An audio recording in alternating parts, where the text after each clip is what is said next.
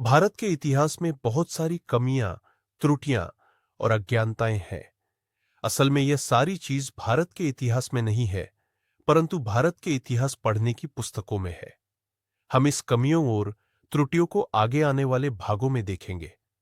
मराठा इतिहास।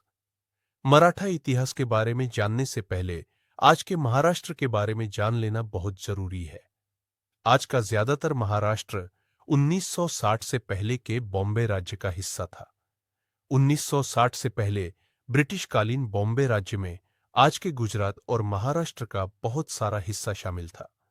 1 मई 1960 के दिन एक लंबे आंदोलन के बाद महाराष्ट्र और गुजरात नामक दो राज्यों की स्थापना हुई, जिसने उत्तरी बॉम्बे राज्य में कच्छ और सौराष्ट्र को मिला करके गुजरात राज्य की स्थापना हुई और दक्षिणी बॉम्बे राज्य में विदर्भ और मराठवाड़ा और अन्य मराठी भाषी क्षेत्रों को मिला करके महाराष्ट्र की स्थापना की गई। फिर भी मराठी बोलने वाले लोग कुछ कुछ जगहों पर अन्य राज्यों में रह गए, जैसे कि उत्तरी कर्नाटक में बेलगांव, बीदर वगैरह वगैरह, जिसका विवाद आज तक चल रहा है।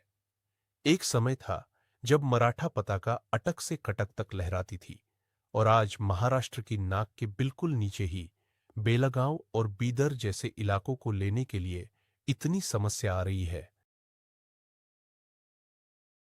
मराठा इतिहास तो बहुत लंबा है, पर बहुत सारे इतिहासकारों का यह मानना है कि आज की जो मराठा जाति है और जो आज मराठी सभ्यता और मराठी भाषा है, इसका सबसे ज्यादा प्रचार 12वीं और 13वीं सदी में देवगिरी यादव साम्राज्य के समय हुआ था।